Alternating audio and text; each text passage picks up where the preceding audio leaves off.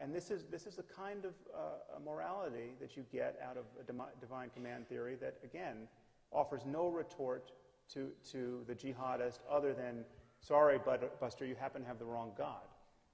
But that's exactly your retort, Sam. 30 seconds for that you. God has not issued such a command, and therefore you're not morally obligated to do it. No, if God did, he would be evil.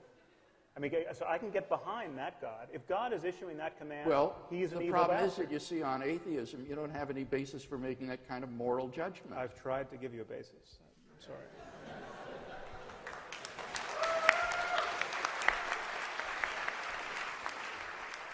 We have time for one more question up there.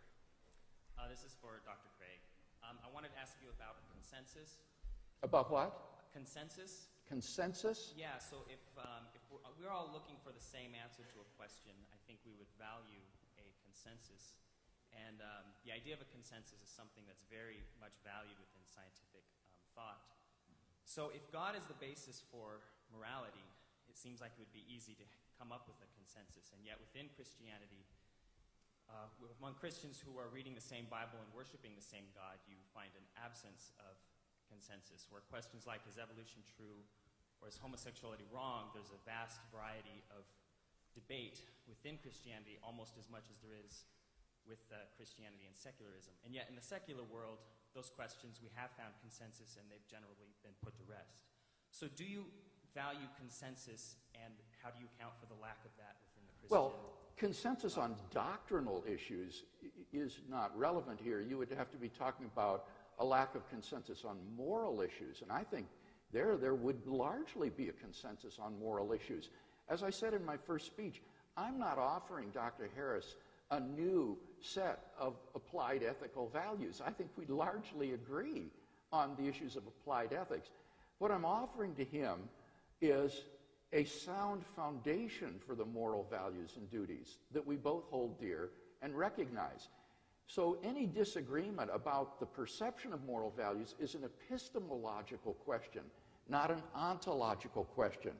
My argument is that on atheism, human beings are just animals. They're electrochemical machines. They don't even have free will, and therefore there is no objective moral duty. There is no objective moral value to them. And if we're to have a basis for the common moral truths that we, I think, all recognize, we need to have it in a transcendent source that is beyond nature, beyond the shifting sands of culture and opinion, and is rooted in a being who is goodness himself, and whose commands then reflect that goodness to us. We've reached the end of our time. Dr. Craig and Dr. Harris both will be available afterwards out in the lobby to sign books. I'd like to take a moment to acknowledge Arnav Dutt, who spent a good portion of the debate operating the PowerPoint, which I believe on faith was going on behind me, and Aaron Ray, who is our timekeeper. Was there a PowerPoint? All right, good. I hope so. Let's now thank our speakers. Thank you.